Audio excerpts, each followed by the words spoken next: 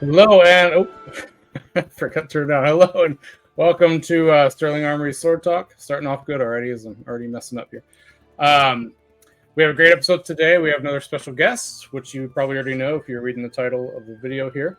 But yeah, we have lots of stuff to talk about. A lot of great stuff happening in the knife world and sword world.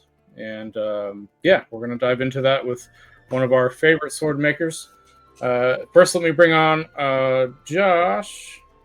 My setup's different, so Josh is hiding down below. Hold on, here we go.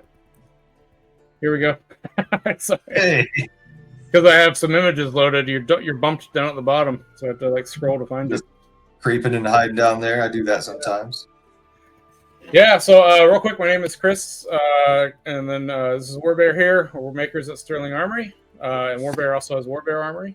And yeah, you can find us on Facebook, on our webpage now, which, by the way, Shelby was saying, bothering me then, or I don't know if she messaged you, but she's like, you got to get pieces or images to send her for the website.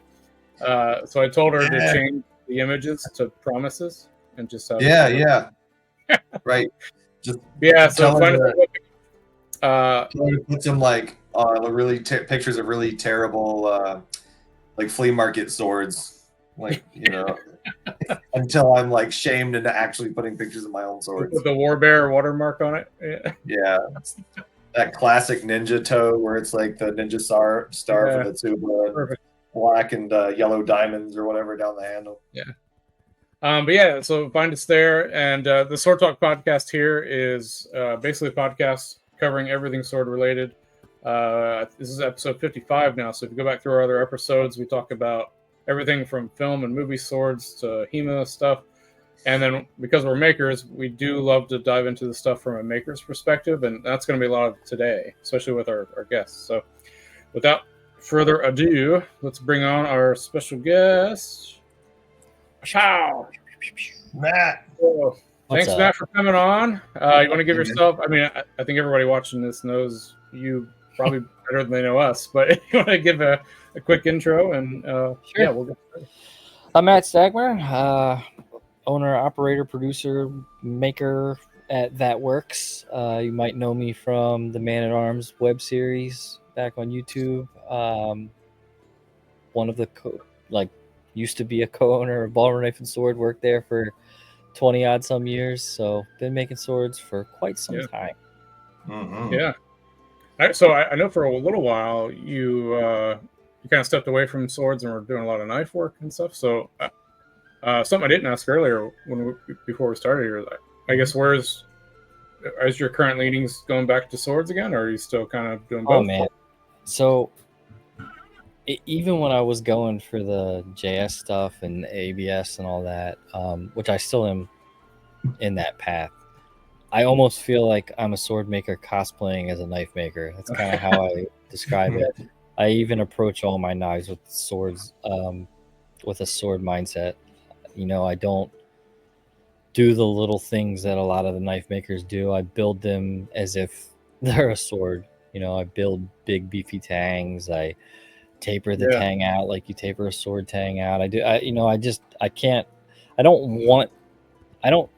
Nothing wrong with a knife maker approach to making knives. Obviously, should go without saying. But for me, I don't want to carry over some of that stuff into swords, because you can translate sword maker stuff into knife making. But if you bring the knife making into sword making, it'll work 99% of the time, but that 1% will really mess you up. So my focus right now is, or has been up until right about now, has been getting back into swords. And I've honestly been more of a video maker than I have a sword maker. But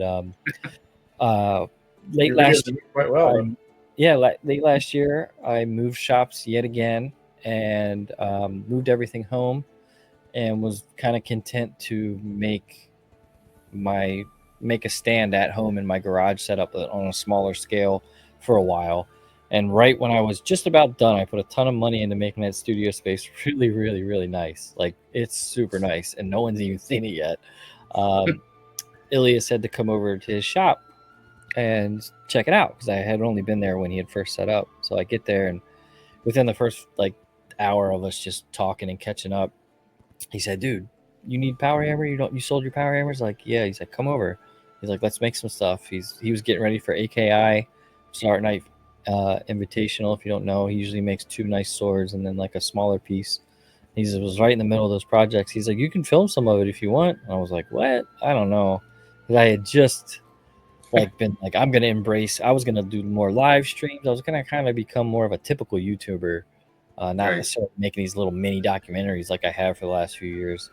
And I was content with that, and just it happened fast. We just kind of got back into it together fast, and so yeah, I'm spending most of my time at what is kind of our shop now, but Ilya's shop, and we launched an all forged line. So we're doing like about 2 in the midst of all the crazy custom stuff we do in video projects. We're doing at least 2 all forged swords a month. So our focus is on like long swords, but like every piece is forged. So even like the pommels, everything's forged. Like no machinery work. Now we might start getting some lathe turn pommels and things like that. It is pretty. It adds a lot of work, but the whole point of it was to kind of practice, have practical pieces that we could practice some of the higher end forging. Because if you're making a Damascus pommel, you're going to be forging it for these nicer pieces. So that was kind of the idea, and we put them out there at a pretty affordable. I mean, you know, between like $15 and $2,000 sounds like a lot of money, but for like those type of pieces, pretty good for what you're doing. They could have been a lot. They could be a lot more, but they're kind of like getting paid for our practice, and we're just trying to get back in the groove of working together too. So it's been fun. So that's cool. Like I kind of lost a little bit of the fire to make medieval swords. Yeah, I remember you telling me that. Yeah, and maybe that was part of the JS thing. I just like I used to just like that was my like if I had like a brain fart or a writer's block kind of thing as a maker, I would just go make a long sword. Just go make a hand and a half. That's where I'm at. Yeah. Made thousands and thousands of them. It was just like a no-brainer because it's like everything's there. Everything I love them. Like the moment you peen that pommel and just picking it up for the first time, all that stuff feels great. But I kind of lost all that. I lost the romance of it all. But doing this whole all forge series and whatnot has kind of reignited that, and then it makes things like we'll get to it later, but like the small sword I just made, I love complex hilts. For me, that was always like such a great break at ball rifle sword when like I could not just be grinding 20 blades a day. Like I'd be able to go make a nice rapier blade, I mean a rapier guard or small sword guard or mortuary sword or basket, anything kind of complex. It was like really nice to play with the third dimension of not just making flat steel flatter. And I kind of got that fire back too. So good. Feeling good, feeling swordy again, feeling swordy. Nice. I mean, so Colton's diving into the complex long swords, and yeah, that's probably among some of our most requested pieces is complex long swords.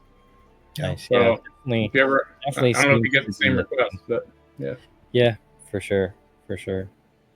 Yeah, 16th century stuff is pretty neat, and there's a ton of it in museums, right? So, like if you're at the Wallace collection or even at the Met, right, they have a bunch of them. I always like transitional pieces, like whatever time period is, like long sword into rapier. We start getting like the long swords with the sweeps, and then go into rapier to small sword. Those transitional pieces. That's why I made a Kalishimard this year. Was like, and I dove into the history of those and learned a lot that I didn't. I used to think, well, we can get into that later, but I got into like I got real nerdy about the Kalishimard stuff, and now I'm like kind of excited for that video to come out because it's not going to just be and now I did this and now I did this. Like most of the talking points are going to be kind of controversial, kind of like saying this is where we think, this is why we think, this is the ones we have, and here's my opinion of like what could be the reason why these actually exist. So the video is going to be pretty cool, I think. Do you know when that's dropping, by the way? I mean, that's probably third or fourth down the pipe. A little bit. Still not that long. Like probably, I don't know. I don't want to say, but probably like six weeks probably from now. Okay. Could be as much as 2 months. When it drops, we will link it below. Cool. This one should be out next Tuesday. So yeah. Nice. But yeah. So one of the things we wanted to talk to you about is we went to Bladeshow actually because I just realized I hadn't done our drinks yet. So before we go any further, we all are usually at the beginning. So the last two Sword Talks now that I've had Paul and now Matt on, I've been too excited, and then I skipped the whole beginning because I'm excited to talk to these guys. So, but we usually at every Sword Talk we talk about what we're drinking. So I'll start real quick. So hopefully you at home let us know what you're drinking. But I had to get some peanut butter whiskey out tonight, so I was in that mood. So Josh, did you find something? Yeah, I found more of the Mead. Yay, you found it. See, I was right. You should have it. Yeah. Matt, what are you drinking? Bottles, man. I wasn't touching the Winter Jack. It's just too potent for me. I'm the old man of the group. I'm drinking turmeric green tea. Yeah, it sounds pretty good. It's out of a Heineken mug, so I like the mug though. Yeah, the Wizard's Brew. Yeah. So yeah, Josh and I, Nice. That's pretty cool. Yeah. He's kind of Dan Heineke. Like I grew up, he was the Potter at the Maryland Ren Fair. Yeah. Mm-hmm. Coveted. Sweet. So yeah, a couple was it last year or 2 years ago? We did Bladeshow. It had to be 2 years ago. We did Bladeshow West. Oh, 2 years. 2 years. And then we loved it. It was a lot of fun. It was very small compared to Atlanta, but it was still a lot of fun. The Valiant guys were there in terms of swords, and I think that was it. Right? There was like one other father and son. One other sword guy there. Young kid and his dad. The name escapes me. I know who you're talking about. Those awesome. Yeah, they were pretty awesome. And it's in Salt Lake, which is great because Colton, our other maker, is in Salt Lake. So he went this year, but we couldn't join him this year, sadly. So next year we're hoping all three go. But then we got to talking. Like my first Blade show was Atlanta. When was Ilya's first sword? Was that 5 years ago? 2019. Was it 19? Okay. Maybe, yeah. So that was my first. Well, no, I'm sorry. That was my second Blade show. My first one, I was like 15 years old. So. Or it was early. I think I was maybe in high school. Been around a while. Yeah. But yeah, my first one was a maker though. It was like 2019ish. And yeah, it was super fun. We're hoping to make it back. I do know there's like a waiting line, right, for getting a table and stuff. I'm not sure where they're at now for Atlanta, but we're also looking at the one in Texas. So this is the last year of Combat Con for us. So once Combat Con is no longer, that leaves a huge opening in the summer, so we're thinking about shifting to maybe doing Blade Show in Atlanta or maybe the one in Texas. So the one in Blade Show West, I believe, is later, right? It's in October, I think. I'm leaning towards Texas mainly because two reasons. One, it's closer to me, and two, we just get fed better by Sonny and the crew. That's true. Yeah, do you know Zach and Sonny, Matt? Subtles? Yeah. I figured you might know them. Yeah, I hung out with them a little bit this year at Blade Show. I always go over and talk to them. I mean, like, to me, like, what I love the most about their swords is like their suspension rigs and their leather. Like, I know it's awesome, right? It's really nice. Like, they had a whole booth full of it this year. I was like, dang. Yeah, I think Zach, because it's just something I don't like. I know Josh does a ton of leather, but like I've never. Like I just assume make another sword than make the leather parts. Right. It's never been my thing, but I love it. That might be why I love it. I think Zach told me. I don't know if this is still the case. And Zach, if you're watching, you can correct me. But I think he said he actually has more business and makes more on that side, like doing custom scabbards for folks. Than he does. And when like say some of those Allforge pieces that we made. Yeah. Where like they bought the sword for like $1,800 and they asked to make the scabbard. I'm like, hey, it would be probably more beneficial for you to get somebody else to make it because it's going to take me longer to do that than I would make another sword. So it's going to have to be like another at least $1,000 for like pretty basic piece for me. Yeah. Sometimes we'll do like a $500 scabbard, but like those aren't really all that nice. And once again, that's a lot of money for like a wood core, leather covered shape and locket kind of thing. Yeah. But it's just not. We're just not set up to do that, and we It's a don't. different It's set. not really our thing. We certainly can do all of it. So if somebody really wants us to do it, we'll do it. But it's like It's a whole different. I don't mind doing the wood part. Like a lot of the swords, like people ask us to do the wood core. I don't know why they think this like it needs to be us, but like they want us to do it. So I'll send a blade with basically like a Shirasaya kind of thing. Like Yeah. it's like a nice wood core, and then they'll send it to someone to do the leather work. I don't mind doing that. That's fine. But the leather stuff is just takes me a while. It's not like I'm the same way.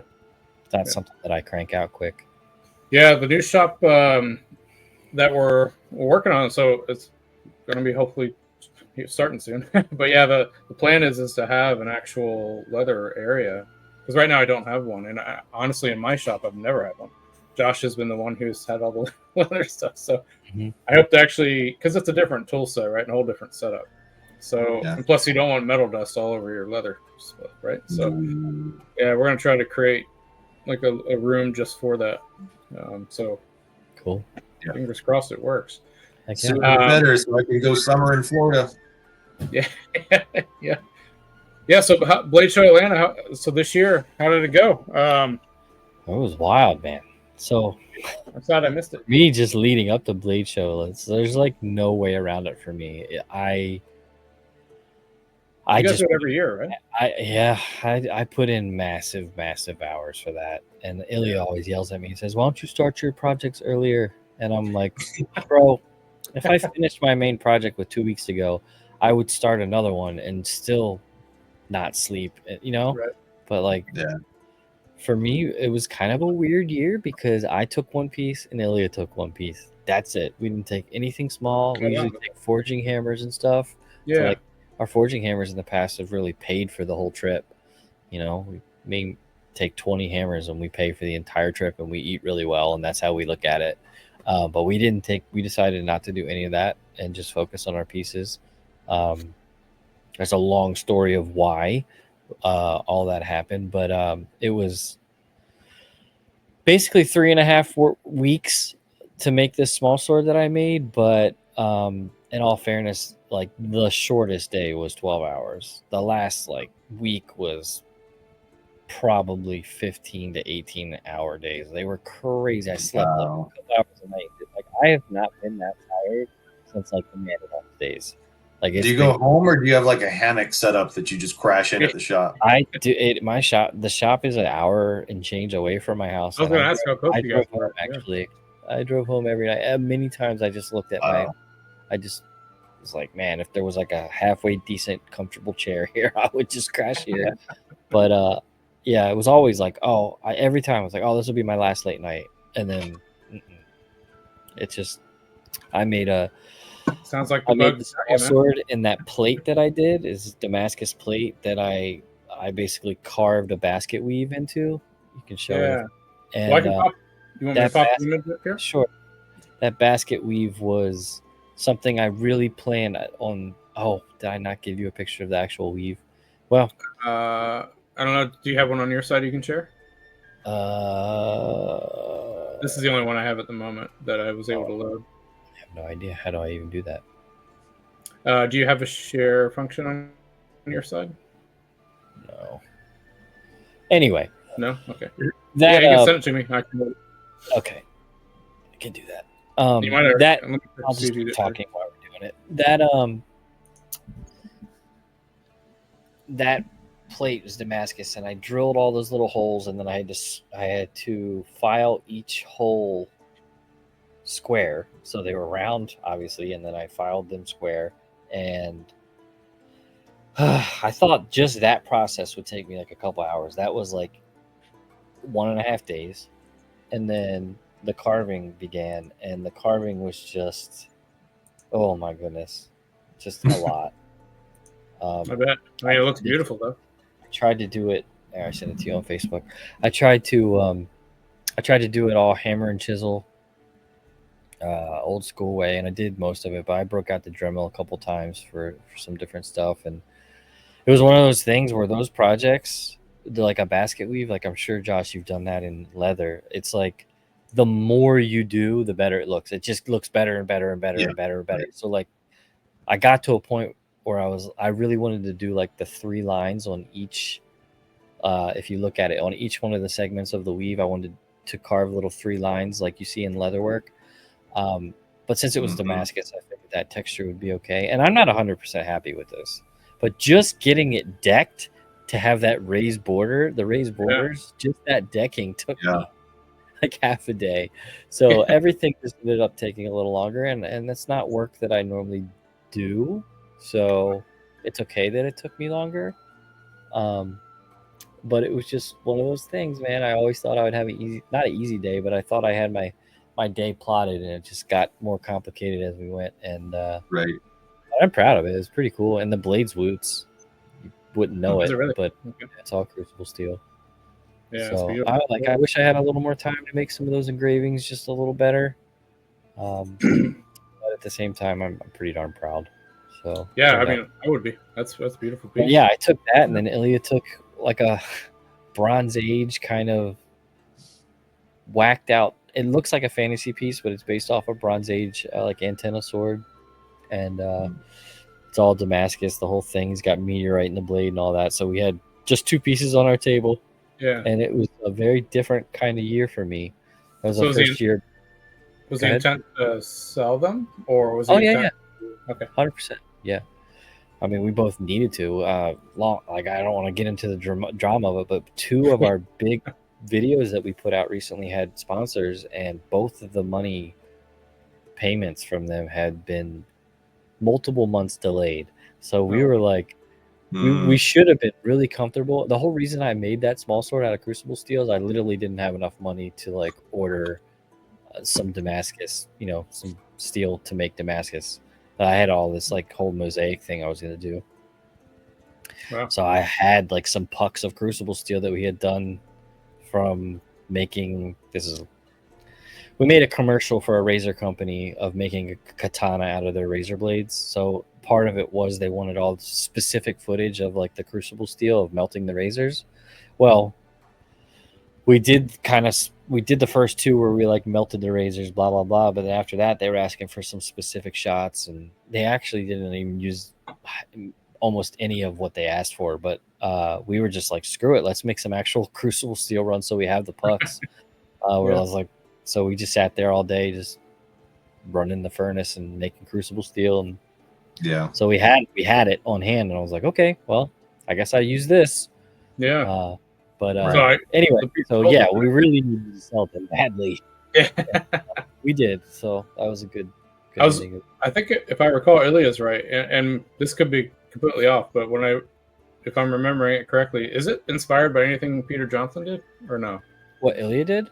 Yeah. No. That's not? Okay. Because when I saw it, I actually thought it was a Peter Johnson piece first, if I'm thinking of the right piece. Yeah. And then I was like, oh, no, it's Ilya. Oh, that's pretty sweet. Yeah, No, I mean, like... So speaking of things to sell, like, when you first started, did you make basically everything to keep for yourself as a personal piece? And has that statistic changed now that, you are where you are? Do you mostly make pieces to sell, or do you still make some things to keep that you end up selling? I literally never keep anything. Really? I've never done that. I don't have any swords that I made for myself. Not one. Yeah. No kidding. I mean, I used to, like, when Chris like kind of first met me, that time period, I used to make, each time I went to like a pirate festival or something in Florida or wherever I was going, I'd make a nice piece that I'd wear on my belt, but my goal was to always sell it before the end of the festival. So I made it for myself. Like, I made it because I like it, but like literally would sell it off my baldric, like, through the weekend.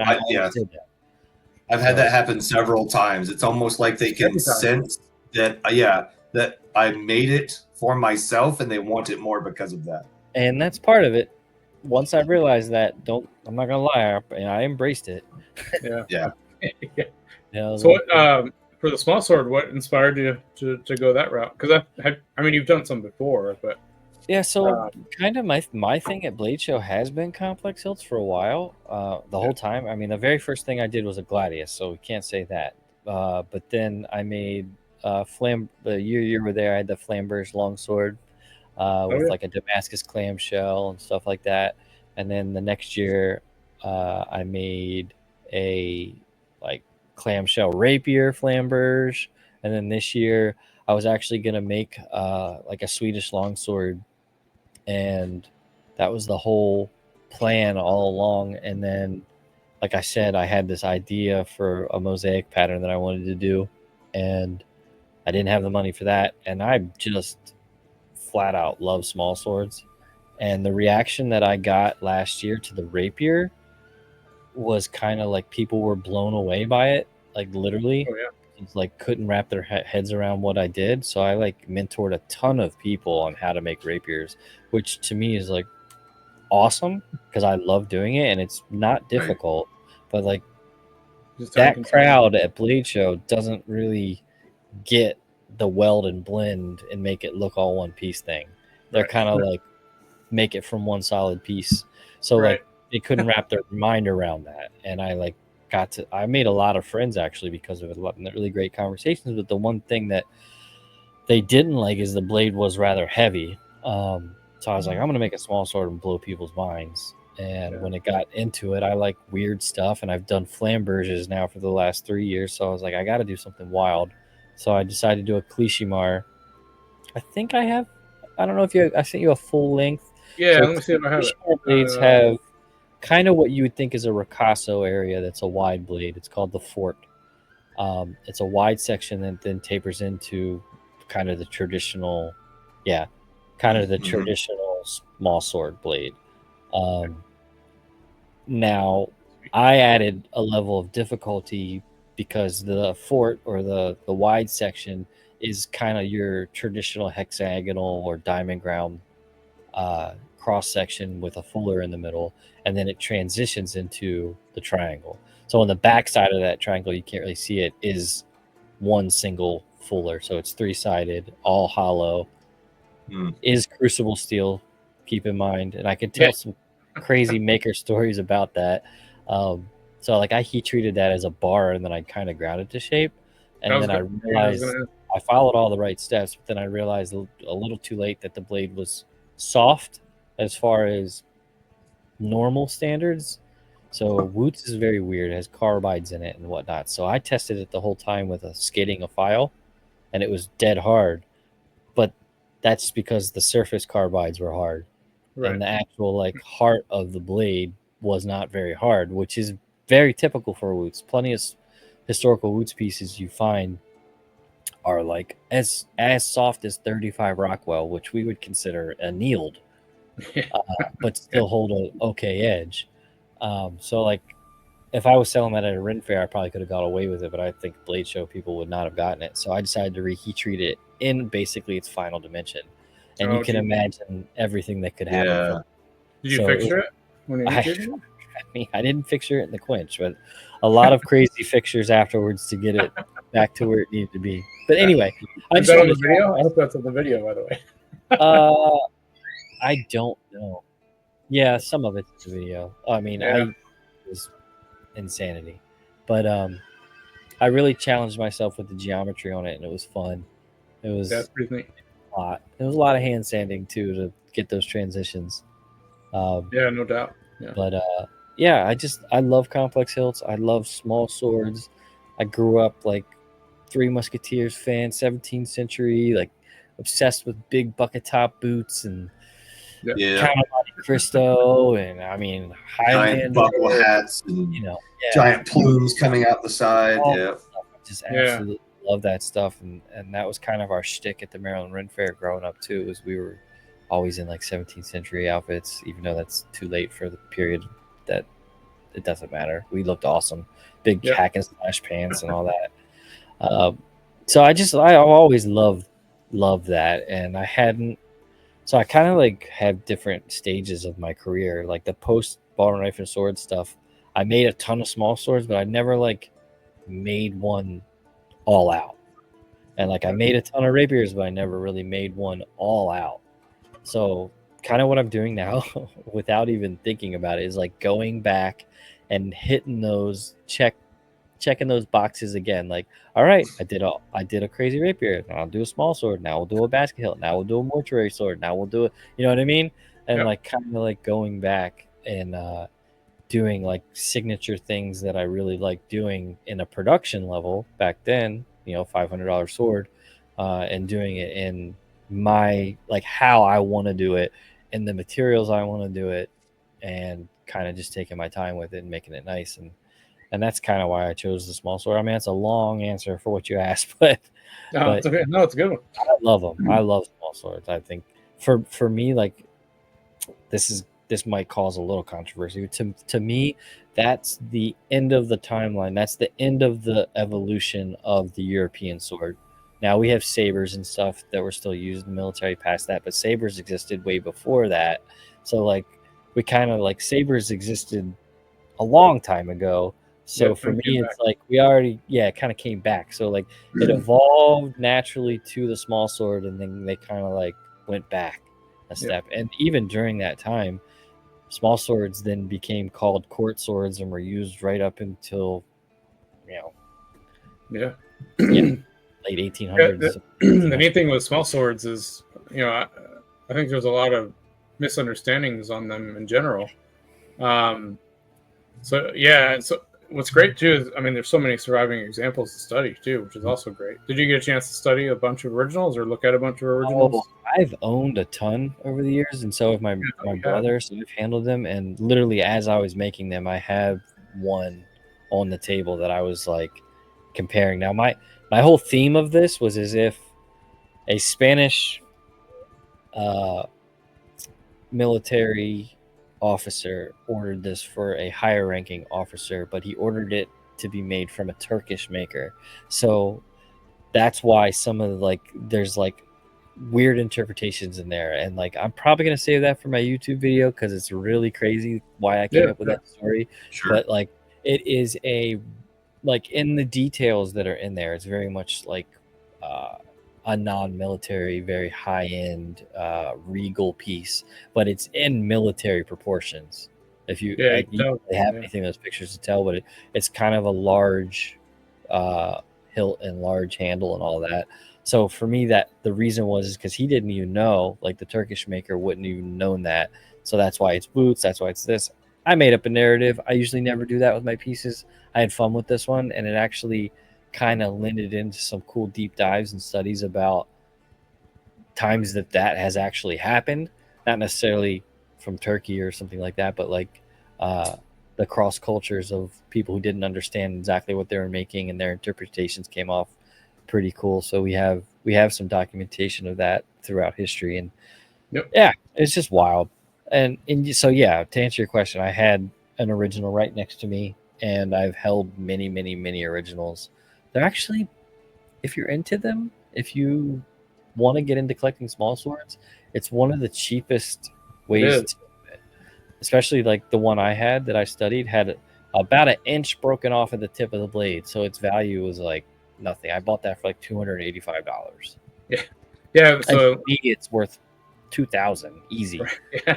Yeah. Olympia auctions actually. So, as of right now, like not when this drops, but as of right now, Olympia auctions just had a huge auction this morning and yesterday. Actually, I think it finishes tomorrow, but they had like dozens of them, and they're all selling for $200 to $400. Yep. And they're all original pieces that are immaculate. So, like you couldn't make it for $10,000, right? And they they're awesome. 400, So that's a really cool thing. I've always had a couple. Right now I only have one, but usually I have like one or two of them.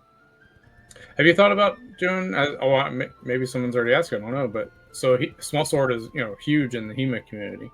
I'm not sure if you guys have ever looked at making any small swords for any of those guys, but I mean, RJ is a pretty good friend of ours. He was on. Oh yeah, we love RJ. He was on the TV show with us, and he's picked our brains about doing stuff for years, and we've done some of the cutting stuff, custom stuff, but like as far as the sparring swords, man, I don't know. I just spent a lifetime making those.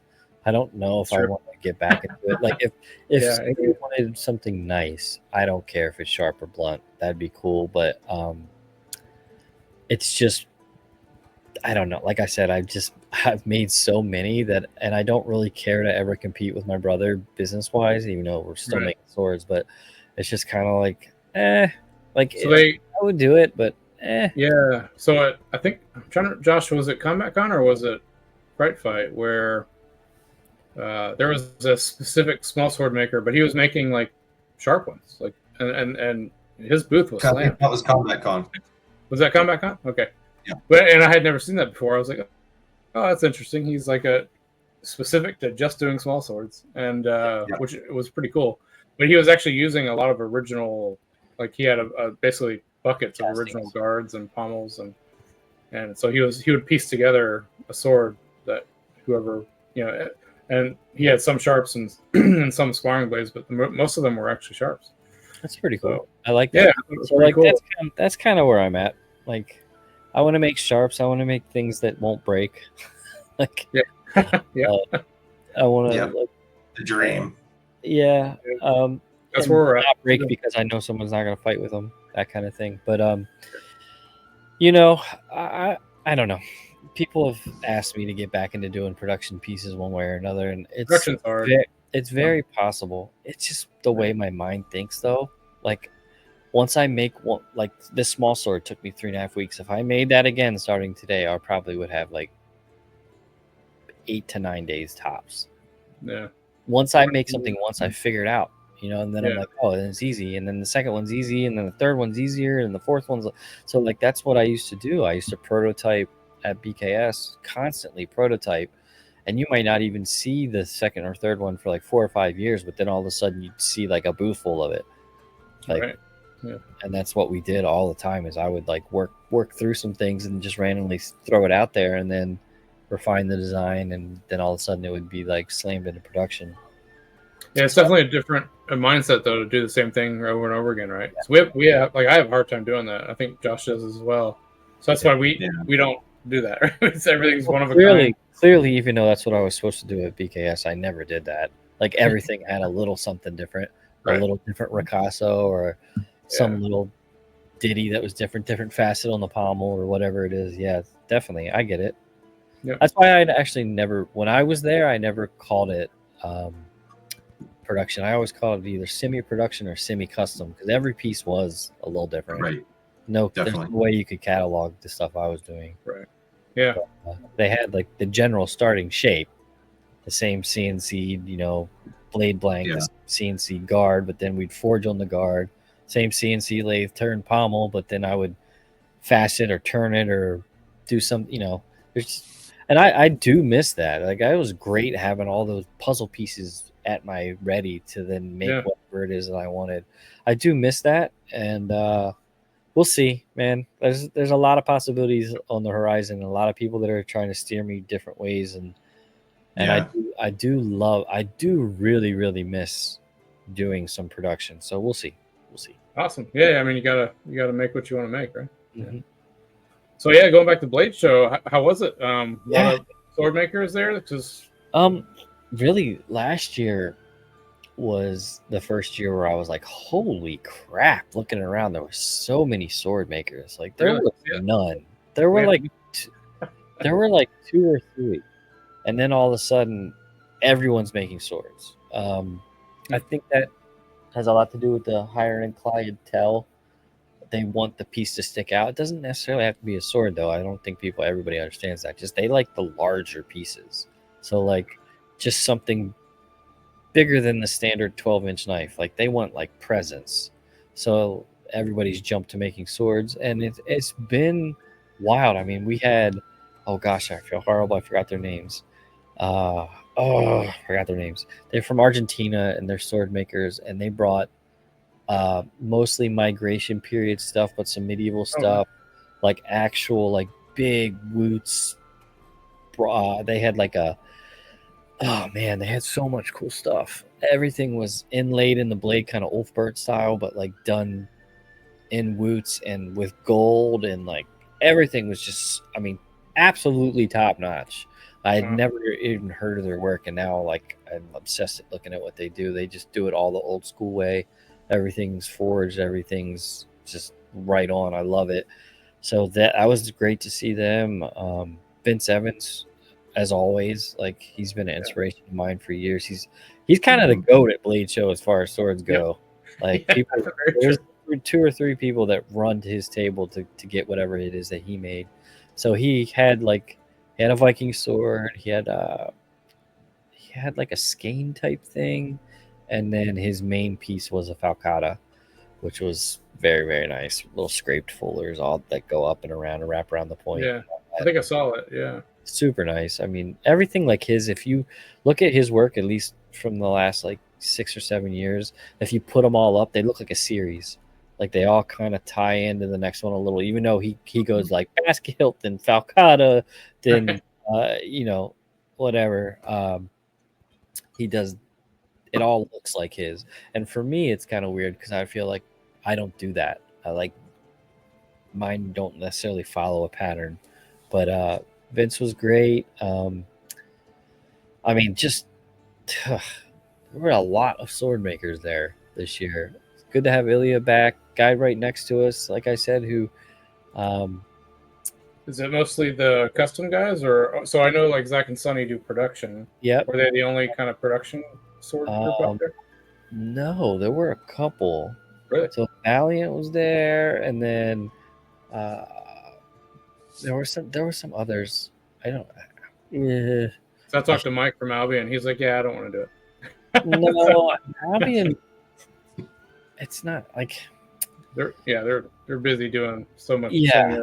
So. Yeah, my brother doesn't even set up there. It's just different. It's a different thing. I think that Sonny and them probably do fairly well because their price points are like super reasonable. Yeah, it is mostly custom that I pay attention to, if that's fair.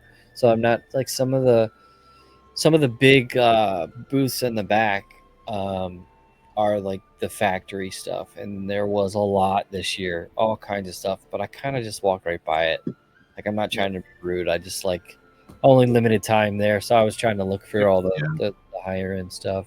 But there was a couple katana guys there this year actually. Paul Chin's son was there with some of his custom stuff. Really? Yeah, I got to look at some of that, and he studied in Japan for a time. So he was there. I'm surprised. Did he talk about Hanwei at all? Because I'm surprised he didn't take it over. He literally would walk away from the table if you talked to him about stuff. He was he had like a sword and one little wakizashi there, and he's talking about he's gone that route with his life. So he, that makes sense. I'm not saying that I know that because I talked to him about it. I just like kind of saw that he was not there to talk about that. Yeah. So, which is understandable. Whatever. Yeah. But a lot of young sword makers. I know it's a good thing, right? The 20-somethings that were kind of non-existent the last time you were there are now making just really nice pieces. The guy that was next to me, I'd sent you, Pierce Richardson. His very second sword, and he's probably late 20s, was just out of this world. It was basically a Viking era inspired Excalibur, if you will, and that was beautiful, riddled with gold. I mean, just gold all over it. Beautiful gold work too. It's only a second sword he's ever made. I know.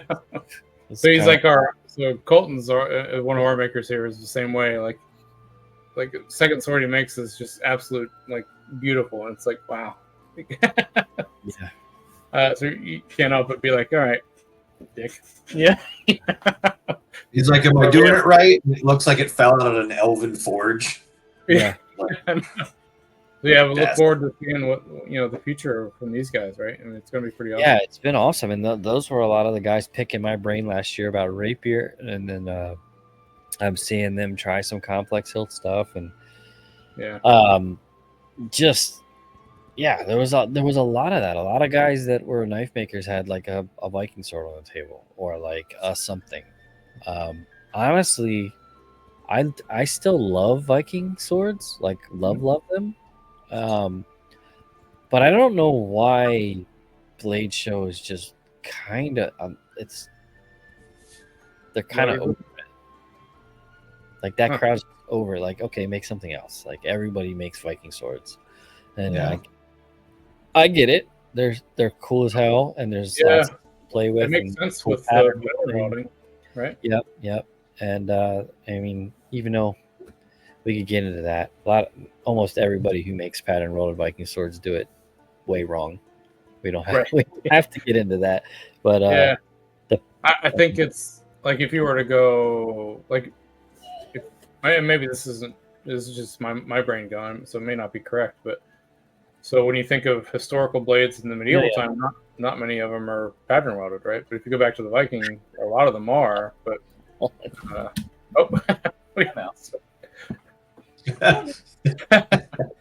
intercepted. We'll give him a minute to get back there. Yeah. That's how it is. Them gremlins appear and everything goes dark. Matt, can you still hear us? Yeah. Oh, we might have lost him. We'll give him a second to come back. No, you didn't lose. Yeah, so what I was thinking was... Oh, there he is. I can hear him. Oh, can you hear? So, yeah, my thought was, medieval-ish time period, everything's kind of monosteel. But back, in Viking and before, you do see a lot of pattern welding. So maybe that's why they're sticking that way. That's not even what I meant. No, I get controversial. Right. I understand what you were saying. I was just wondering why they were focusing on that style. I think it is. I don't know. It was like kind of the hot thing for a while, and it is cool to do if you do the edge wraps and all that. It's kind of like for me, it's kind of like a rite of passage for a sword maker to get that, to do that work at least once. Do the multi twist bars, do the full wrap edge, and it's super cool. I don't really know why it's super. It just became kind of a fad, and then it kind of like I lost interest in it because it just was kind of like the market got flooded with it for a while. And at Bladeshow, they're everywhere. But I'm not taking it away. Like, I mean, the craftsmanship this year at Bladeshow with the Viking stuff was really, really, really nice. Do you see any Gladiuses or Spadas? Because I love Spadas. Those are my favorite. Couple. Nothing. Oh God. Vince actually had a nice Gladius. Vince Evans. Oh, we did. Yeah, it was pattern welded, multi-bar twist. And we had a great conversation about some of the Roman stuff that I didn't realize. I was really obsessed with some of the mosaic Damascus blades they had found, the Roman ones, and he started telling me about he had gone there and actually got to play with some of them. Oh, really? And he was like, actually, almost all of those are recovered in Germany, so we can't really say that's a Roman thing. It's kind of a German thing during that time period. And then he was like, and the funny thing is, those blades were like extremely brittle. And I was like, well, what do you mean by that? He was like, they were astronomically way too hard. And I was like, well, how do you know? He's like, because we literally are breaking pieces off of them. Like, they're really, really hard. I'm like, holy shit, you breaking pieces off an original piece off the ground. So like we talked a bunch about them. We both kind of, it's weird how like we kind of like people put us against each other because like we went for sword of the year a couple years and now back, and we were like kind of toe to toe. Yeah, who would win. And it's not like that for me and Vince at all. Like I just think it's awesome to have somebody who I looked up to for so long that it's weird. Like I almost made a Falcata this year, not knowing he was. That would have been really funny. Yeah, it would have. Before I was gonna make a Cincadilla. I was gonna make a big like two-handed Cincadilla. You ever seen those? Oh yeah, crazy. The blades are super wide and like paper thin. I was gonna do that, and then he made a long sword Cincadilla and one sword of the year. If I would have showed up with it, it would have been like a conspiracy. And it was have a lot of the same interests. And he's just you've met Vince, right? Yeah. I don't know if Josh has. So kind. He almost like I was is that guy who'd rather be alone in the cabin making swords and never talk to anybody. Like, that's the kind of guy he is. But not in a grumpy way, just like in a humble way. Yeah, I was so nervous to talk to him, and he's like, "Just talk to me." Because I think he could tell that I was trying to talk to him. He's like, "Let's talk. What do you want to talk about?" Yeah, he's just a legend. His wife is super sweet too, and she's actually the one who helped me like have a conversation because I was having a hard time getting my words out. You nerd. It was funny. Yeah. Yep. So that was me, what, 2018, 2019. Woods. Hi, Chris. Hi. Yeah. Yeah, so like it was another pretty great year for swords. Yeah. So yeah. So how did you end up competing or like I how did it did. go? I'll be honest. I was never intending on submitting for it.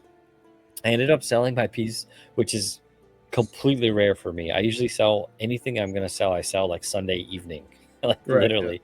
I usually don't sell my pieces until everybody else. I don't know why. It's just how it's been for me at Bladeshow.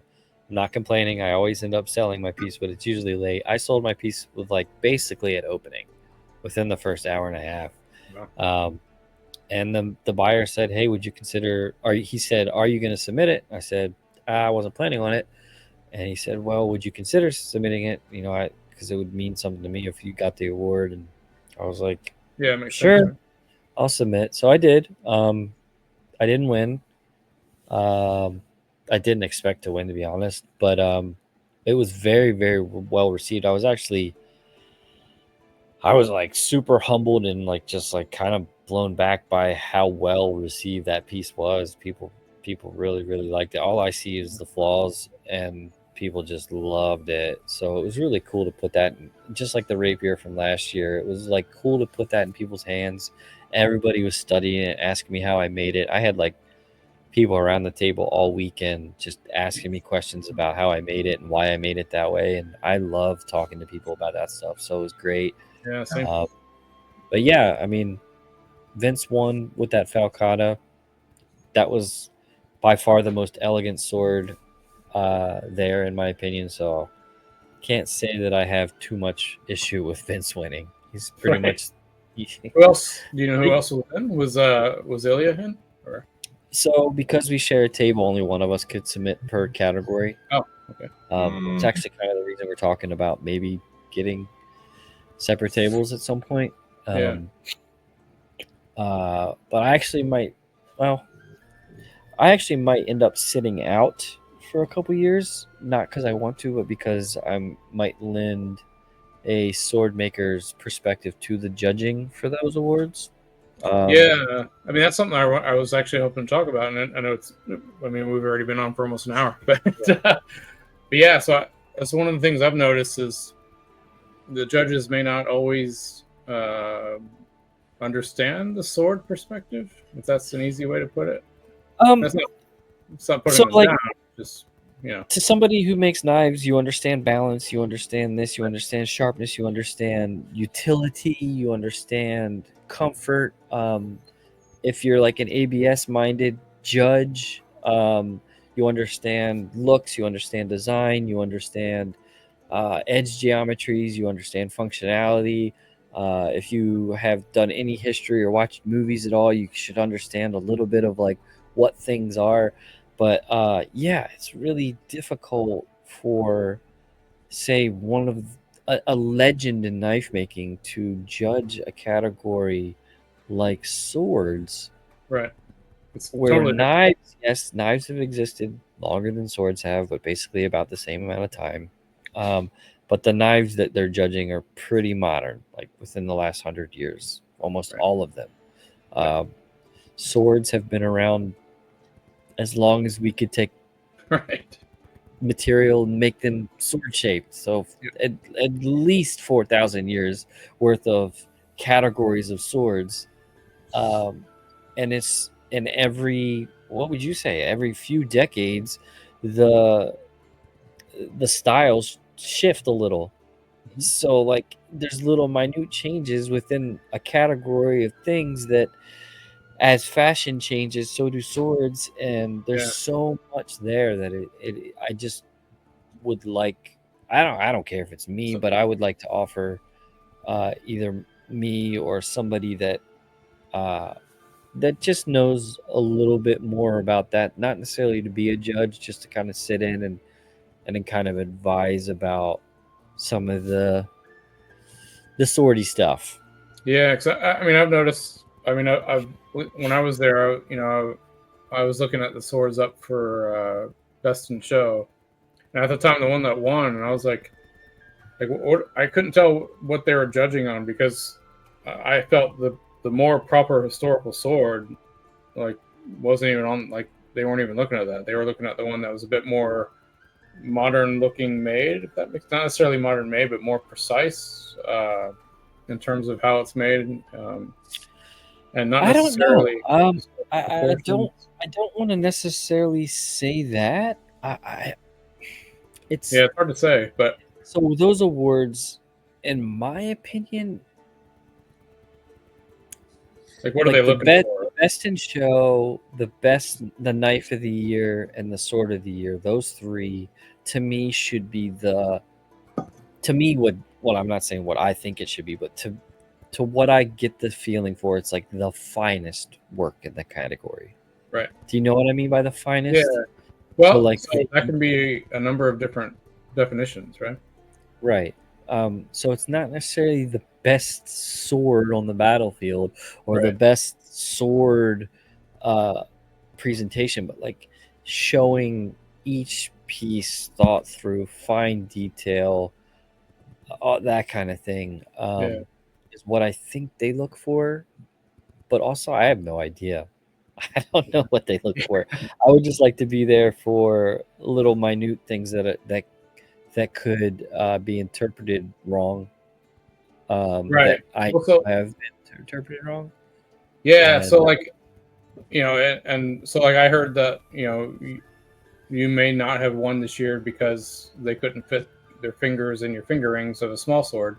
Yeah, I mean that's not one of them. Use a small sword. so it's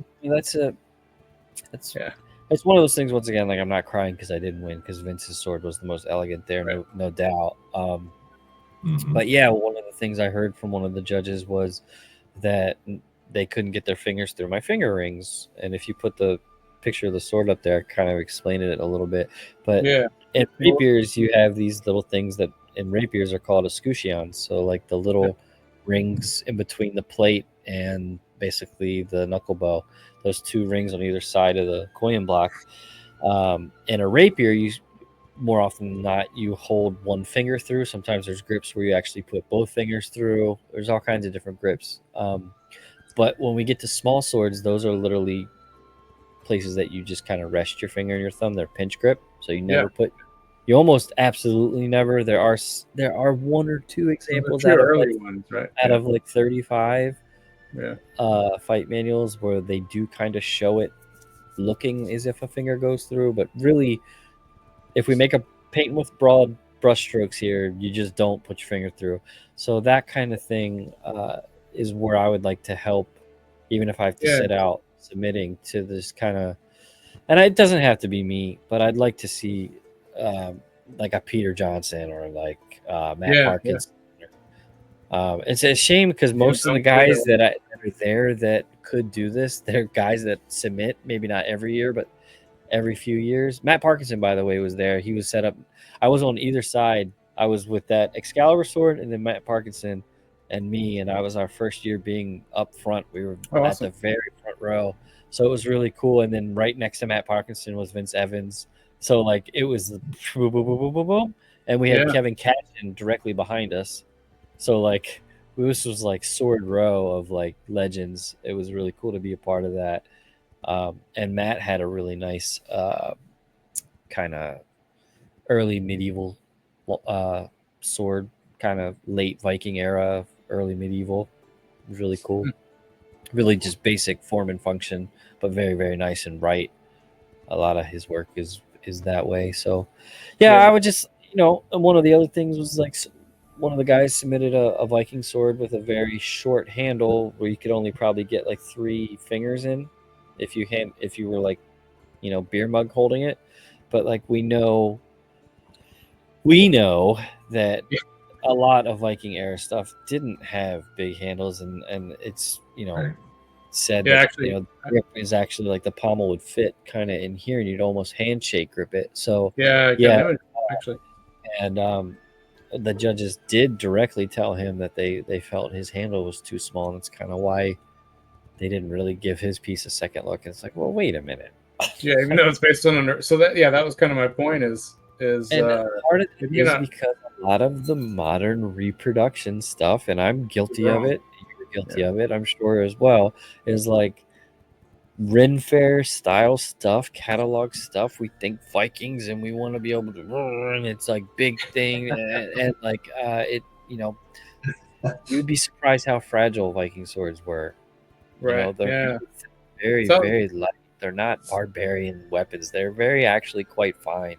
And and I'm not trying to put down the Bladeshow judges. It's just no, neither am I. They don't always seem like they understand historical swords. So no, and it's not historical. It's not a best historical sword category either. Very well, like that was going to be my question. Crazy thing. Criteria? No, it's absolutely not. It's absolutely not historical. But if you then, as long as you keep it that way, and you're consistent, then I'm fine with it. But then if you say something like the finger rings are too small or the handle of your Viking sword was too small, then you are making it historical. Then you're talking out of practicality, and then practicality is such, there's so many variables with that. Like, are you talking about a Viking sword shaped thing that how you want to use it for today? Or are we talking about what they were? Because that sword was pretty spot on. So in no way am I bad mouthing any of the judges. I don't even. But I just would love to see someone. I kind of wonder if maybe they should go ahead. Maybe add some categories. So best in show and then best like historical. I don't know if that would help, but I'm gonna defend them. I defend them many times. That award show already takes a very long time to do. It does. Yeah, you're not wrong. The judging is like 3 hours. So you're asking the vendors to take stuff off their table for sale, put it on the table. So people have said the judging should all be after hours. Well, then you're asking the judges to like give up their evenings and their social time to do that, and they're all volunteer. You know what I mean? Like, right. Oh, I assume. I don't know. They might get paid. I don't think so. So it's like, it really already takes a very long time, and more people each year are submitting in each category. I mean, I think this year was like by far the record. Yeah, do you know how many submitted? Overall, I don't know, but I mean, it was, oh my God, packed to be able to just get in that room. It was so packed. There were, when I was the first person to put I always try to get there early. I put my sword down first, and then maybe there was like one or two others, but like one of the first people. And then I walked around, and like that's part of the reason I like to submit is I get in the room and get to see all the really cool shit that's there, like the art knives and there's a whole nother category. This is custom blade awards, but there's also like industry. So like Spider Co. and all those people that do production knives. Yeah, that's probably they're all in the same room getting judged. So it's so much going on. It's so much work. But my whole thing is just like, may the best man win, but like make sure. Well, like sword criteria and knife criteria are very different, right? And that's where maybe they need to be, or not need to be, but be helpful if they were more clear about what they were judging. And let me just state once again, they chose the correct winner this year. I just in the case that something like my piece or like Pierce's piece was the better sword and they didn't win because of the technicalities we just mentioned, that would be where the real problem came in. And I haven't noticed that yet. Like every time that I have seen like best sword of the year, it's never been like, what? Oh my God, how did he win? That thing sucked. It's never been anything like that. It's really nice piece. And it's almost always Vince Evans. So I actually told him I like jokingly said, Vince, I think you should retire and just tell them to name it the Vince Evans. You should be the judge, right? I was like, you should retire. You should get the award named after you. This is like the Vince Evans Award, sword of the year, and like he just doesn't care about accolades and everything. He just, I don't know. He just wins every year. So why would he stop submitting? Yeah. And, It's fun. It's fun. It's like, Kyle Royer. I don't know if you're familiar with him. He's ABS Mastersmith. Yeah. He's been making a sword for a couple years, and he wasn't there. He would have been right next to Vince Evans, so we would have been like all of us. He actually didn't end up coming this year, so like more and more people are getting. Do you find that any of the ABS Mastersmith stuff helps in terms of sword making? Oh yeah, dude. I go there to get inspired, and I don't just look at swords. Like I look at just fine work, and then think about how I could translate it into stuff that I'm doing, and not in a copycat way, but in a inspirational kind of way. And make your own yeah, stuff. for sure. I mean, the old if we wanted, it would take me forever if I just started listing people. Like my guy that I look up to the most, who's kind of my mentor, is Franco from Franco Knives. He's a Brazilian maker.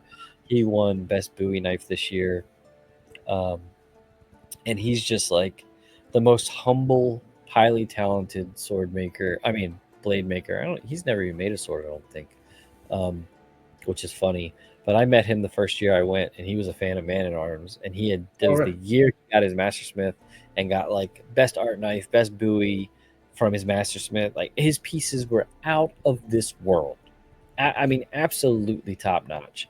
And he came up to me and was a fan of us, and I'm like, bro, he's like holding this $40,000 dagger, and I'm like, holy, like you can't be a fan of mine. I'm a fan of you. Right. We hit it off, and he's been like, I just love hanging out with the Brazilians every time I go. That's such a talented, humble group of guys, like men of faith, men of family. You catch them out on a boat, like fishing most days, wearing camo. You wouldn't know, but when they're there, they're suit and jacket. Like, they're like, they dress up, they clean up, but they're just dudes making really nice stuff. And it seems to be a South American thing. Like I always thought that culture was in Argentina, and it certainly is. But like the Brazilians, they're just awesome dudes, man. Yeah. So funny story. When I was still in engineering college, that same story you just said right there applies to exactly to the Brazilian team. So we used to do all the engineering schools in the U.S. and Mexico and South America would do this Baja car race every year between engineering colleges, and the Brazilian teams and the Argentine, they did exactly what you just said. So it's that mentality is when they have to get to work, they do it, and they have the craziest ideas that end up being awesome. Yeah. So yeah, I mean, for me, like, and for any maker, if you haven't been to Bladeshow, I highly recommend going at least once, especially if you're feeling kind of drained or like you just kind of running out of inspiration. Just go there and have a blast, man. It is like, have you done the Texas one? Have I done what? The Texas one? No. Just Atlanta. The main reason is it's just don't have nice, like I don't have stock ever. Right. So, like, that's the problem with being too good, right? Everything you make sells. It's not that. It's just I really am like a content creator these days. Like I make a few swords a year. Like you make way more than me. Like it sounds funny saying that in perspective because I used to jam them out. But yeah, it's like the thought of it's become. I did it myself. Like it's my fault. Kind of a victim of my own persona that I play online. People wouldn't understand if I showed up with like a mid-level piece. Sure. They expect me, and I have just done this every year, stepping it up. So I'd like to try to find a way to do that. Like Ilya and I were talking about it, like it's like making some. Be pretty clear about it, like call it like it doesn't matter line or something like that. It's just still like.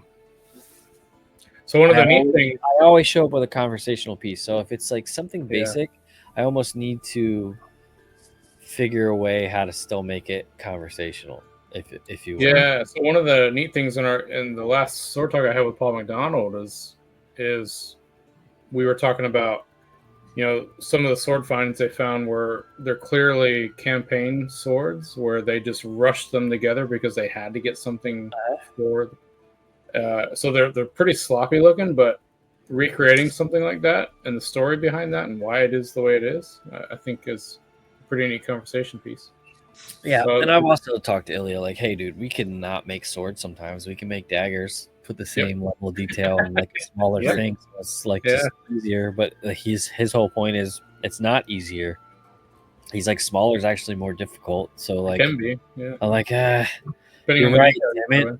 So like, we'll find a happy medium because we both want to do more shows. So I'd like to do Texas. I don't know if I really care to do Bladeshow West, but I'd like to do some of the New York stuff. There's a big show in Milan that I'd like to go do in Europe. There's a couple in South Africa and one in Australia that people have asked. Is that Solingen one? Have you thought about that one? I'd like to go to it. I don't know if I'd like to do it. Yeah, that's the only show that Albion goes to that I'm aware of, by the way. Yeah. I talked to Mike about that a few times. I'd love to. So I'm hoping I can get Josh and Colton to join me one day and get out to one of these shows. Yeah. You know that I love Albion, right? Oh, yeah. Yeah. Okay. I didn't know if you were saying that as like a thing. No. Yeah. Mike's awesome. I mean, before I started making, even now, like when people ask me through the years, like, sharp swords, I'm like, go get an Albion, like save up, buy a Paul Chen, and then save up and buy an Albion. Like, buy a Paul Chen to like learn how to do it, and then save up, buy an Albion. And before that, it was Gus, but like I just don't like Gus's stuff. Just feels right in the hand, and was like kind of one of the first guys to really be doing all the distal taper and like the really light stuff. But I just never really been a fan of kind of the machined sword. Like it's like just like it doesn't have that soul to it. But Albion for some reason does the same thing, and it does feel like it has that. So like, they cast. You can do that. Like, so Peter's designs, right? Those castings based on originals really make them give it a soul to it, right? And like Arms and Armor, I feel like, God, I'm not talking. I hope that nobody thinks I'm talking crap here, but like for me, like earlier Arms and Armor didn't have it, and now I think a lot of their pieces, at least their custom pieces, are like as good as anybody else's. Yeah, Nathan's been knocking it out of the park. So he and his whole crew, right, have been doing. I mean, they're definitely branching out, and I once again I admire the production mindset. Yeah. So like I don't have any problem with the catalog stuff, but like the custom stuff they've done in the last say like 3 or 4 years has been as good as anybody else's. He brought a crazy wide 18C cutter that was a custom for a customer, and he brought it to where were we at? SoCal Sword Fight. SoCal. Yeah. Oh my God, that thing was amazing. I was like, this should be a catalog product. He's like, no, this is. Yeah, the killer things he brought was the ultra wide cutter. I'm pretty sure it had like a sword shoulder base of like 7 inches. It was disgusting. And he brought the mini spears. The mini spears were also quite it was a hit. For sure. It's cool. Yeah. So well, hopefully we can join you. So I'm trying to remember when Bladeshow Atlanta is. It's early, right? Isn't it? Like it's usually the first weekend in June. Yeah, it is first weekend. Okay, so next year if we don't have. So I remember trying to reach out last year to get a table, and they were saying, "Hey, we're full." I think we called way too late, right? Oh, you need to like right now. You need to call them like right now. So maybe we should do that like tomorrow. Yeah, and if you do it now, already.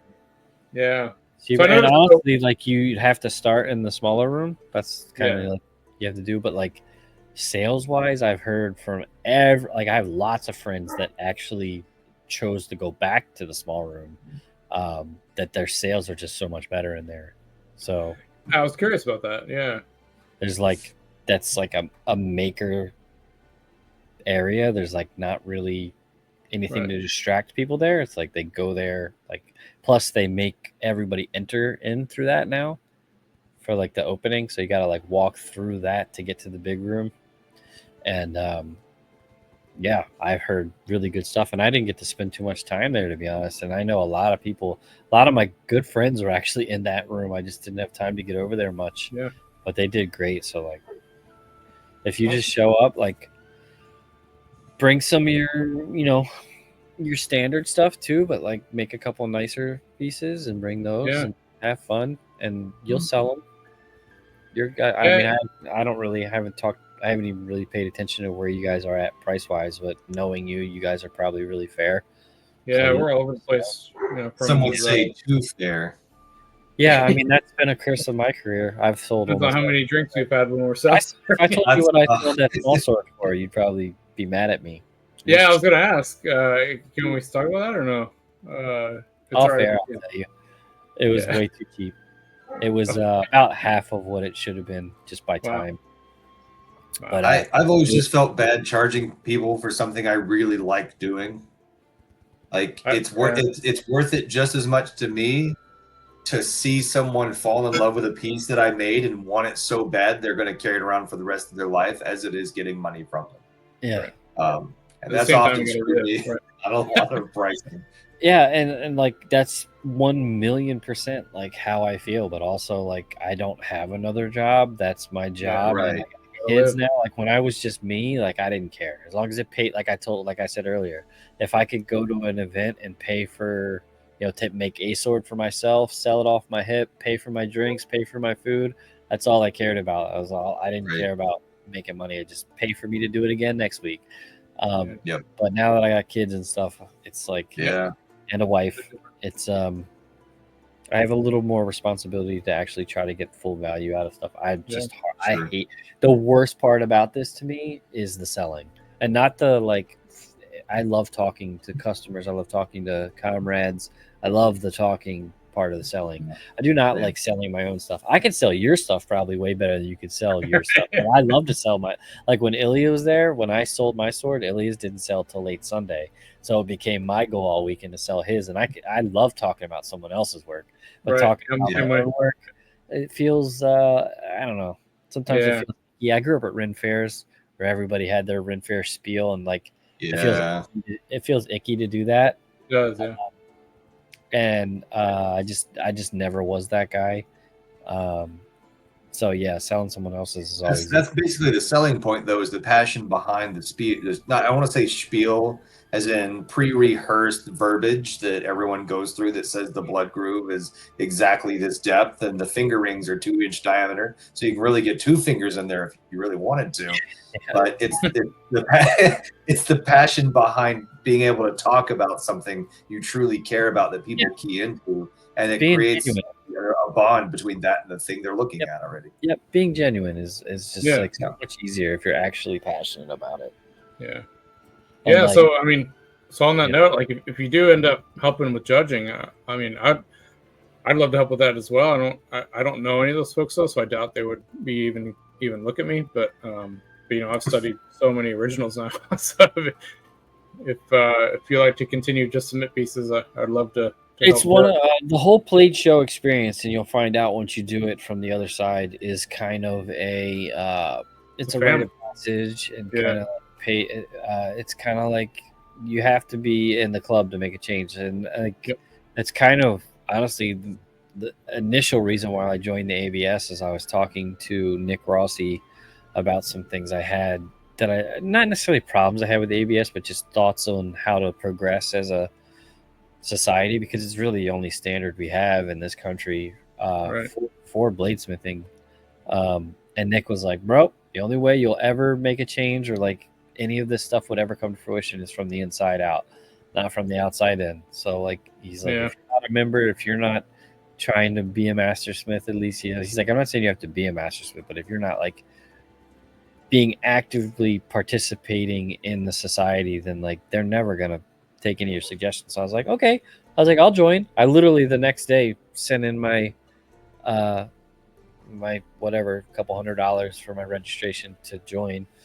And I wasn't even intending on ever testing. I just wanted to like be at the meetings and try to like progress, because I knew the snowball was happening when it started. Like the Forged in Fire thing, Man at Arms, and all the other. Now there's so many good YouTubers out there making blades, just like endless content, that I just knew it was going to snowball into a problem. Actually, for me, because I always thought, no offense, it's kind of a good old boy gang that there was Right. only a few of them, and like you only see like 5 or 6 Mastersmiths Right. at like a big show ever. 2 or 3 would have been a lot, and now there's so many, and there's some JS talent, journeyman smiths that are better than any of the 90s Mastersmiths. No offense, I'm not saying it. It's just like how it is. Right. More information out there, a lot more teaching. Like it used to be hard as hell when I was coming up to go take a knife class, and now there's literally like one every weekend anywhere you want to go. Yeah. Like it's infinite. Yeah. The teaching level has come so far, and the videos, and it's just insane. And I don't know if you experienced this when you guys started making, but it used to be when I was younger, like Ren fairs, we all kind of started, right? So Yeah. like it was like a mystery behind sword making. Like they always would tell you 80% of their process, but there always was this like 20% where they didn't say what they were doing. Like even my brother kind of did it. He didn't tell people that those swords were 4130 for years. He always, people assumed they were 4140, and he just was like, they're chromoly alloy is what we said. That was our spiel. I don't know why. I didn't realize that I was kind of not misleading, but I just was giving that 80%. I never even realized it at the time, but Ren fairs have that. Like, oh, I quenched my blade full moon facing north with the quench tank aligned to, you know what I mean? Like I've heard that exact line.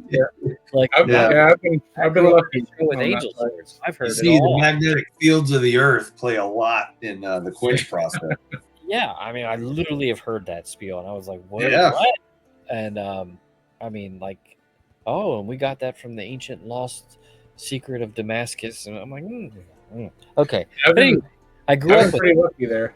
So now we have like science behind the heat treats. We have science. We have tons of good quality makers that are willing to share their full process. There's so much more reading material. Everybody and their mother's written a book these days, which I'm not complaining. It's great.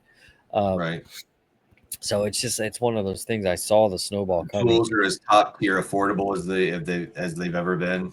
Yeah, it used to be you had to find the old 1960s stuff and like refurbish it. Now like that stuff's being rescued. Plus people are making stuff again, Palmgren and all the different manufacturers of different grinders. You have to make your own. People that have purchased all that equipment that to fulfill their dreams have found out it's way harder than they thought it was going to be. So they're trying to sell it for half price on Facebook Marketplace to try and get out from under it before their wife kills them. Yeah, man. That's how we get good grinders here. Chips. A lot of like that was like 2 years ago. There was so many hydraulic presses on the market. Yeah, I noticed that. I was like, what the heck's going on? They're everywhere. Hydraulic press, and then realized that's not really what they wanted to do, and then they just have this big thing in their garage, so they sold them. So yeah, they didn't realize they had to modify their foundation. Like, all of that to said, like it's just, I love it, and I love there's so much interest in it, and there is, like you said, there's a lot of people that get into it for a summer and spend a bunch of money and then get out of it, but that's okay. That's what hobbies are for. To me, blade making in general is like one of the best hobbies you can ever have. It is a very difficult full-time career. Very difficult. Even like if you're 50-50, like it's still super difficult because you have to focus. Most sword makers that I know are like one-man band or like 2 or 3 guys. That's it. So you have to be good at doing the blades. You have to be good at the heat treat. You got to be good at grinding. You got to be good at all the little finishing work, the leather stuff. Like I said, I ignore, but like all of that. And that's what you think of a sword maker when you think of it. But really, the main shit is social media, marketing, how to do your taxes, how to like all the stuff that like a craftsman shouldn't have to worry about is like the really hard part about it. It's really hard to sell a sword. It's not kind of an unseen nightmare. It's not once you know. Imagine like if all you did was focusing on learning how to make for a year, and then you quit your job, and then you're like, cool, I make a good quality sword. You've never sold one before. What do you do? Yeah, and a lot of people do that, right? And they get stuck. Well, those slots are probably already filled. What are you gonna do? Put it on eBay? Like, you don't have any social media because you're just Jake or whoever. Like, you have to do all of it. You have to sell the Yeah. sizzle. You have to be a quality craftsman, and you have to not compromise your morals and ethics along the way. And it's a hard business, but Yeah. I've always And somewhere among that, you have to keep in the spirit of you enjoy what you do, so it shows in the work. absolutely. That's still our biggest fear to going full time is because I mean, I'm probably, I wouldn't say 50-50, but close to it. But yeah, the fear of going full time is, will it no longer be fun? Right. That's always the fear. I promise you, it will. It will. Yeah. You guys are the right people to do that, but also, like, wait until you're really ready, because it's it's difficult.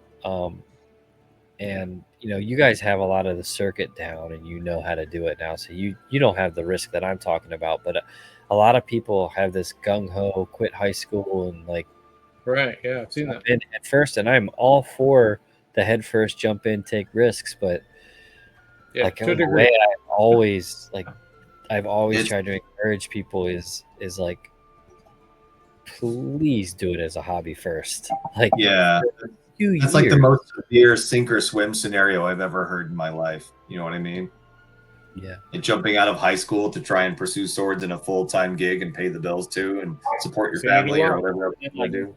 One of the weird things that I hadn't thought about, my brother had thought about, but I hadn't really thought about it until like all the weird political stuff that's happened over the last, dozen years. It's like, who knows, man? Sword making could go away in this country. It literally could. Sure. I don't think it will, but it could. Like, we're already having the Instagram bans just from people posting their blade work.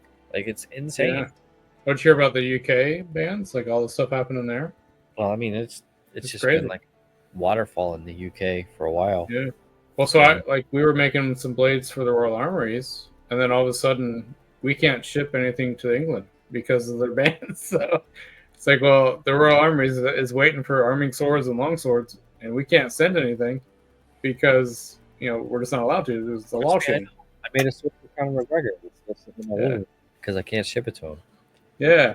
So I said, get on that fancy boat and drive over here and get it. I know, right? But yeah, I mean, you never know.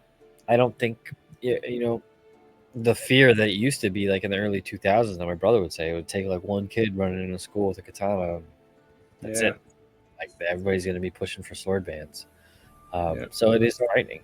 Yep. But fingers crossed. So the nice thing is HEMA has been getting bigger and bigger, right? Yeah. So that helps a little bit. I think so. But also, you just don't know. Yeah. Things seem like shift so polarizing. Right there, yeah. This, that, the other. You just don't know what could happen, and it could not even be political. Like I said with like the Instagram, like, people who have everything I just said, how you have to market yourself. People have like put all their chips into Instagram and have literally gotten their accounts banned just for doing what they did. Nothing outrageous, just like the holding a knife. I got what I got. And, it could happen on YouTube. Could happen on a lot of things. So it's a scary thing to go all in on, but it is also a craft where you learn enough skills that you should be able to regroup and be able to put those into something else, like jewelry making or whatever it is. But it would suck to lose it. Yeah, I had something. I don't know if you guys went through this or not. I know Sonny did, but so I was using Square for a little bit to take payments at different shows. Yeah. And Square just cut us off because they said we were selling weapons, and it's like, well, and we weren't. We were selling stage props at the time. Yeah. So for that, technically, a packet of uncooked spaghetti is a weapon in the hands of Steven Seagal. They froze thousands of dollars that we couldn't get access to. Same thing happened to Sonny. We had some issues with PayPal for a while. Yeah. Because our whole website payment process had gone through that. And I got lucky, man. I got a reasonable phone call with a reasonable person who kind of walked us through what we needed to do. But I incurred some bad problems. Yeah, like they easily could have been like, yeah, no, they're not doing Right. this. And there goes all your income, right? Because how do you take income? I mean, there's plenty of other options these days. Yeah. Plenty better ones than PayPal, but also it's just ease of use. I've always just liked PayPal. To be honest. Yeah. So yeah, I mean, like Etsy got weird for a while, and now they're okay again. It's It's we're always gonna live. It's a full-time like job keeping up with all the different social medias, right? It is. Like I said, like that's part of like this business. It's like that people don't think about. So do it for a lot of the guys that I have kind of, I don't want to say mentored, but I've given advice to over the last like 2 or 3 years, like the Bladeshow crew. I've said the same to, and they all like almost all of them didn't listen to me, and they went full time, and they're just proving me wrong. So I love. There is nothing. I mean, I'm not the guy. I actually love to get proven wrong. So that like makes me super happy to see them out there succeeding and just busting balls and like working really hard. And skills like not infinitely, but like just getting better each time they make something, which is what you hope for. And it's been great. By the time if you come to Bladeshow next year, it's like it's going to be a whole nother bunch of people that I'm not even thinking of making swords. So there's a lot of them. Hopefully we'll be there. We'll see. That'd be cool.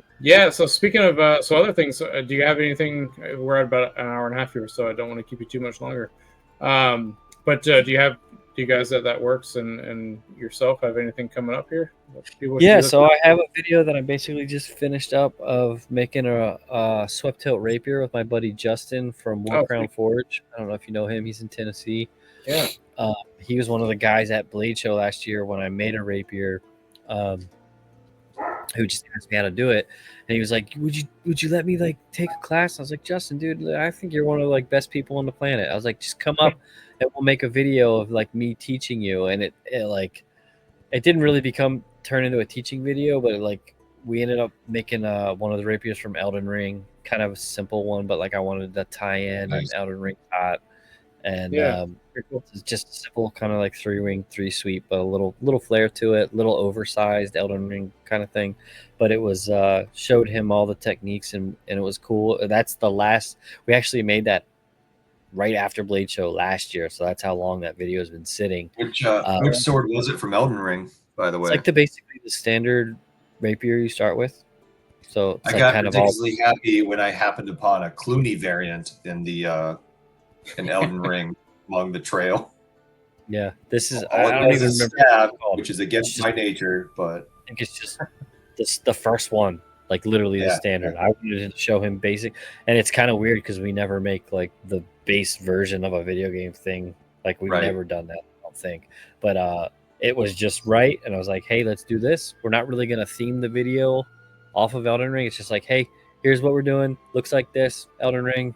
And then we're going to the whole rest of the video is just talking about the process and kind of, it's different too, because it's funny. Him and I are like, not like Ilya and I, like we just kind of goof off, laugh, and have a good time. So the video is a little lighthearted. And so that next, finally that video is coming out, Justin. I know I've been telling you for a year and a half, but it's finally coming out. And then after that, I got a really cool wedding sword we did. And then kind of, you're just gonna have to wait and see. That one had this crazy pommel that twists and turns, and it's wild.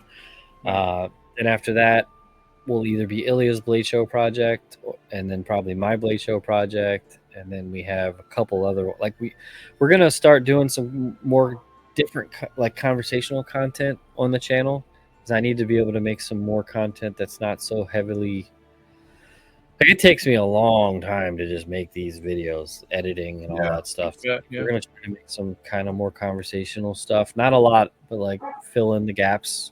Try to get a build out every 2 weeks and try to have like in between weeks have some sort of like historical point that we talk about, or the Your Edge videos we used to do, the teaching videos, like do some more of those, something like that. And we're going to try to involve more creators in that on the whole channel too. It's something we were doing that we haven't done in a while, so we really look forward to doing that. So if you guys are ever into doing a video project, I'd definitely be down to talk to you about that. Absolutely. And we really work real cheap, usually for the cost of steak. Steak we got. Steak and bourbon. Yeah. No problem. Oh, you had me at steak, but now I'm yours for bourbon. Yeah, man. If we come up with something cool. And by the way, like before we go, I just want to say, like, I know we don't, us two don't, or us three don't really talk all that much, but like I've paid attention to what you guys are doing. I think you guys are doing great work. Yeah, really. thanks. It means a lot, man. I appreciate that. Seeing it. Yeah, I've been meaning to reach out to you. I mean, because the last Sword Talk was over a year ago now. It's crazy, but yeah, we just had a busy year ourselves, mainly with the property and weddings and everything else going on. I mean, I said it, I think last time, I'll say it again, dude. Like when I first met you, Chris, you were making these, you thought you had engineered the perfect pipe handle. The hollow pipe handle. He thought he had flipped the whole sword game, and I didn't have the heart to tell him that he didn't. But I was like, "That's great, dude." And he was like, "Yeah, it was way better than the welded on, leather wrap." And I'm like, "You are 100% right, but that's not good either." So I'll always have the humble beginnings in my head, and where you are now and what you guys are both doing. It's great. So thankful. I'm pretty sure my first sword was a 2-inch diameter pipe with a trailer hitch welded on the end of it for a pommel. I had no idea what I was doing. So I had a bunch, and I'm so thankful that you gave me some space on the table, Matt, to sell these, and sure. You didn't break my spirits. No, and like it's one of the things I'm still doing. We've got a guy in the shop that we don't really bring up much, that he's only made 2 knives ever, but he really loves the craft, and he was he had gotten kind of tossed out of his workspace. I was like, bro, come rent a corner of Illionized shop. Let us mentor you, and like it's been cool. Like I think that's, to me, honestly, like it's the whole reason I wanted to be a mastersmith is I want to do the mentor part. I want to be like help people come along, because it's like, even just as a journeyman smith, I help so many people. That's the best part of the ranking system, in my opinion. Like I'm gonna sell the same amount of blades no matter what my title is. I only make a few a year. I'm gonna sell them. So the mentor stuff is great. So not that I really was much of a mentor for you, Chris. You figured all that out on your own, but I like at least promoting and helping. Yeah. Teaching people is a lot of fun. There's very little things in the world more fulfilling and rewarding than mentoring someone that's genuinely excited about learning what you have to teach them. Oh, that's exactly right. And that, like, people have asked me, like, hey, why are you like mentoring blah blah blah? Like he doesn't have any talent. I was like, he doesn't have the talent, you're right, but he's got the passion, and he's got the ethics. Absolutely. And he's got I feel like he's a loyal person, and like I was like, I can teach him the skills. I was like, you come at me with cockiness and you show me all the skills, cool. I'll still root for you, but like not in my shop. Like, we have enough of that in our shop. Yeah. Yep. I'd rather 100% teach a person that can hold a good conversation, knows a joke, and has okay taste in music than someone cocky that thinks they know what they're doing all the time. Yeah.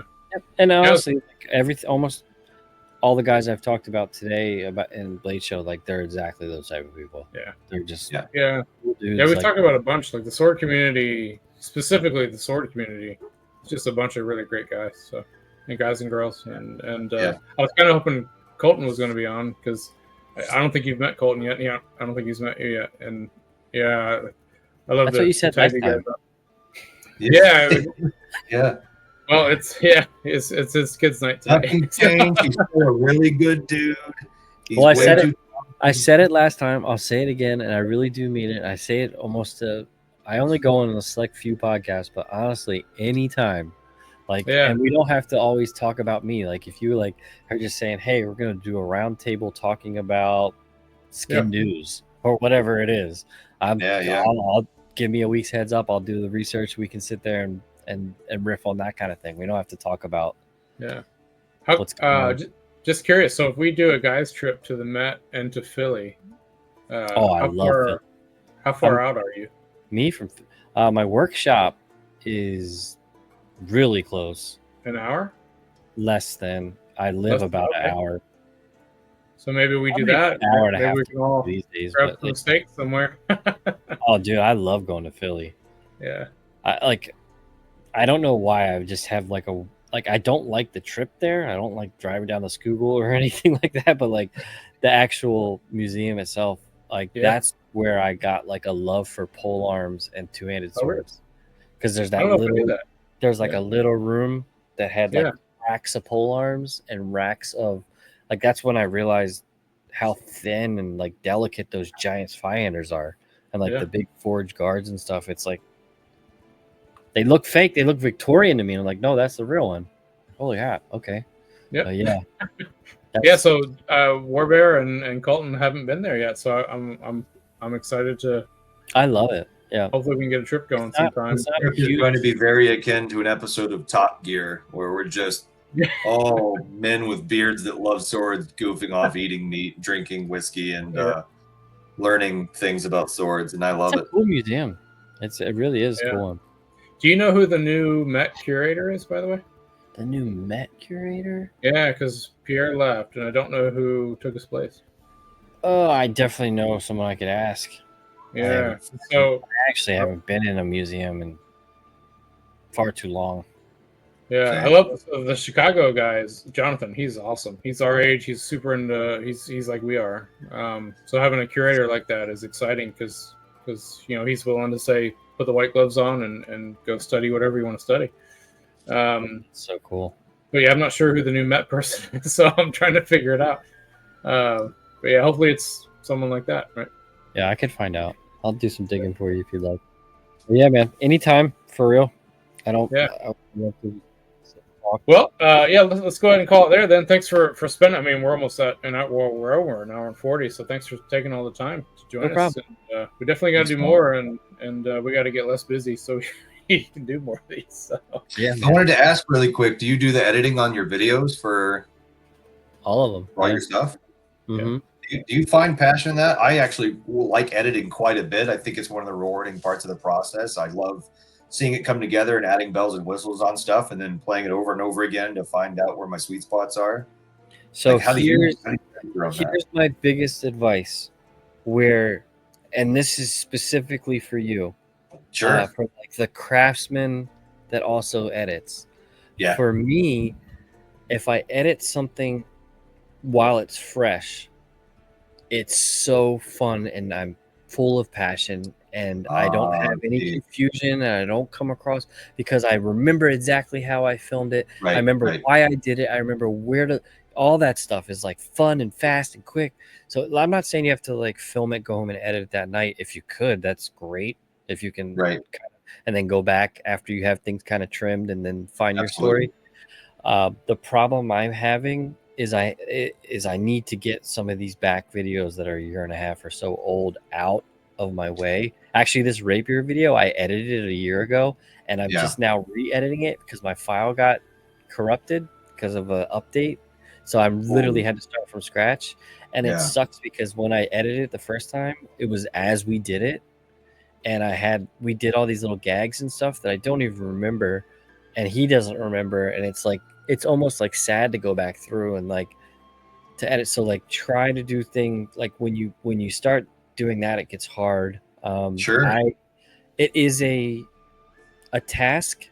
And one of the problems is I have like a really active household and I edit right here where all my kids are. And I love that. I wouldn't want to change it. But if I did edit, like say in an office somewhere else, I would get a lot more done.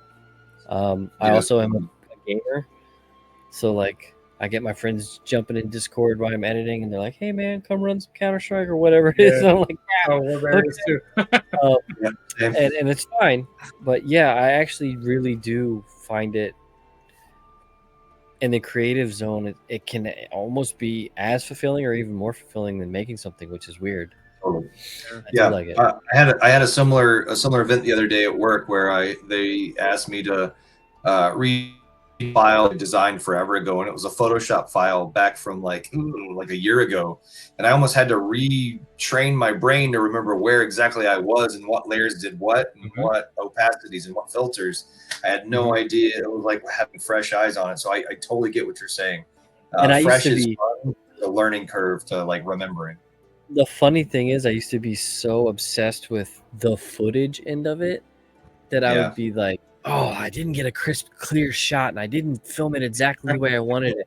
And it took me almost until pretty recently, like in the last year, to realize like it's almost fun working with bad, like not bad, but like not great footage. It is all in the edit. Your video is all in the edit.